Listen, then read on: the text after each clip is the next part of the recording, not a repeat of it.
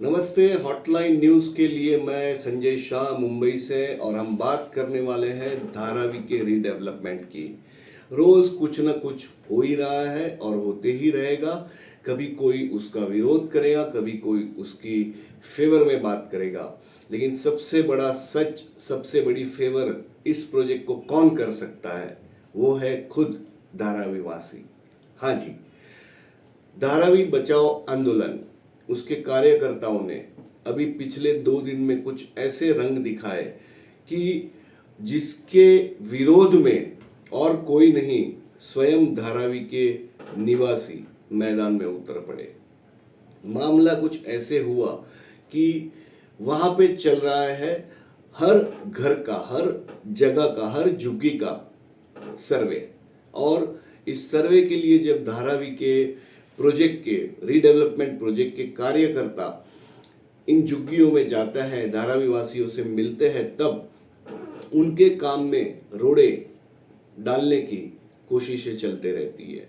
अब इसी कोशिश के अंतर्गत मंगलवार को एक माजरा हुआ।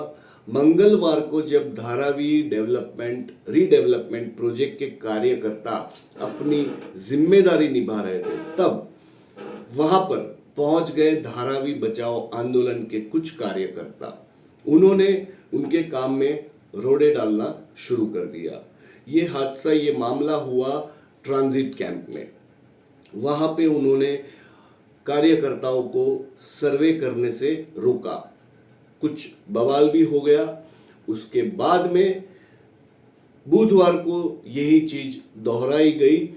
राजीव गांधी नगर सेक्टर 2 में आए हुए राजीव गांधी नगर में, जहां पे फिर कार्यकर्ता अपना काम कर रहे थे, और वहां पहुंच गए धारावी बचाओ आंदोलन के कुछ कार्यकर्ता। अब इस दफा धारावी वासी चुप ना बैठे, वो मैदान में उतर आए।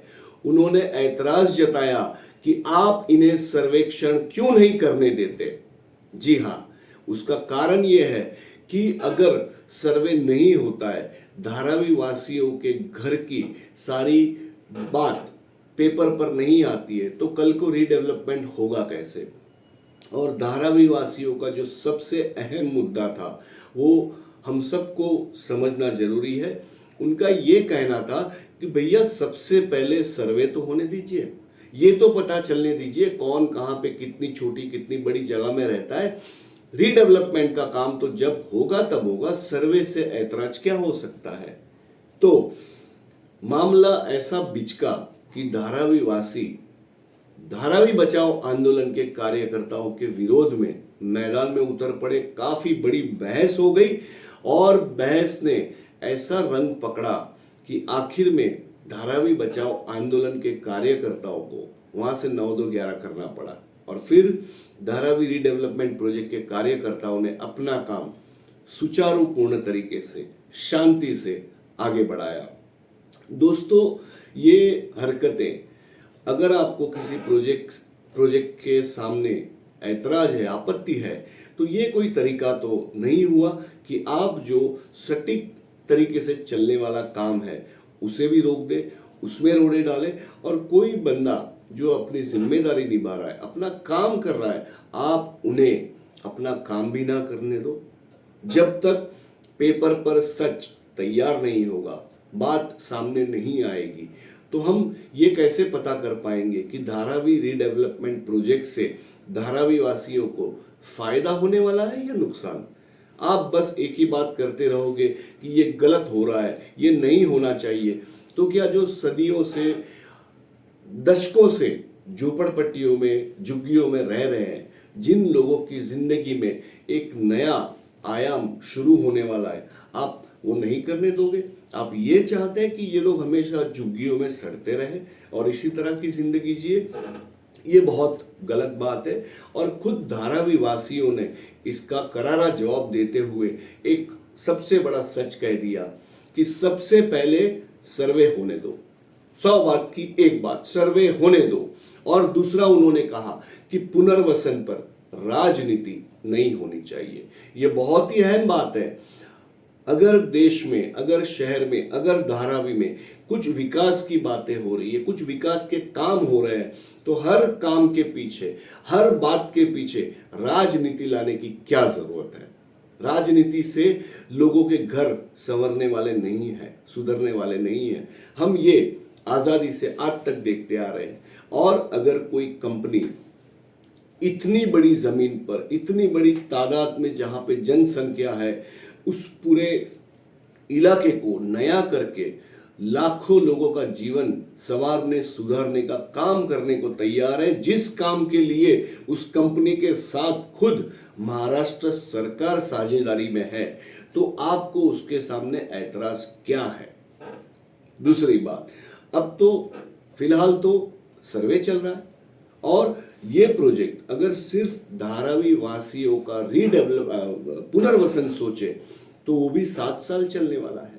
उसके बाद में उस जमीन में जो रिक्त जमीन होगी, वहां पर कुछ नया विकसित करने के लिए और 10 साल चाहिए। 17 साल की बात है, लेकिन सबसे पहले 7 साल में धारावी वासियों को मिल जाएगा नया घर, उनके जीवन बदल जाएंगे। और उसके लिए डेटाबेस चाहिए, जानकारी चाहिए। उसी जानकारी के बलबूते पर तो आगे उनके लिए अच्छा घर बन सकेगा, उनके लिए अच्छी सुविधाएं, इंफ्रास्ट्रक्चर खड़ा हो पाएगा। लेकिन आप सर्वे ही नहीं करने दोगे तो ये काम आगे कैसे बढ़ेगा? और ये बहुत ही बड़ी सराहना की बात है कि खुद धारावी वासी अब अपने इस प्रोजेक्ट के लिए मैदान में उतर आए हैं। हालांकि संजोग बहुत अच्छे नहीं है, वहां पर अब आरपीएफ भी तैनात की गई है ताकि धारावी वासी और धारावी बचाओ आंदोलन वालों के बीच में कोई बड़ी झंझट पैदा ना हो। हम तो इतना समझते हैं कि ये पुनर्वसन अपने आप में एक बड़ी मिसाल बनने के लायक प्रोजेक्ट है। सबसे पहले उसका होना चाहिए सर्वे, सर्वे के आधार पर होना चाहिए धारावी वासियों का सर्वोत्तम पुनर्वसन। ये दो जब पहलू संभाल लिए जाते हैं तब आगे की बात देखेंगे। लेकिन ये बार बार किसी के काम में रोड़े डालना और इस प्रोजेक्ट को बिना समझे बिना जाने रोकना, ये इस शहर के लिए, धारावी वासियों के लिए अच्छी बात नहीं है। हम इतनी आशा करते हैं कि धारावी बचाओ आंदोलन वाले या इस प्रोजेक्ट का विरोध करने वाले सभी लोग सबसे पहले ये सोचे कि धारावी वासियों का हित किस में है, उनका फायदा किस में है। राजनीति अलग रख देते हैं और अपने निजी मामले, निजी स्वार्थ को भी पीछे छोड़ देते हैं। आशा करते हैं कि धारावी का ये रीडेवलपमेंट के लिए जो सर्वे चल रहा है वो अच्छी तरह संपन्न होगा और उसी से जो निष्कर्ष आएगा उसके आधार पर धारावी वासियों को वो मिलेगा जो उनके हक का है। मुंबई से हॉटलाइन न्यूज़ के लिए मैं संजय शाह। हमारी चैनल देखते रहिए, लाइक करते रहिए, सब्सक्राइब करते रहें, क्योंकि हम हमेशा आपके सामने लाएंगे सही समाचार और अच्छे समाचार।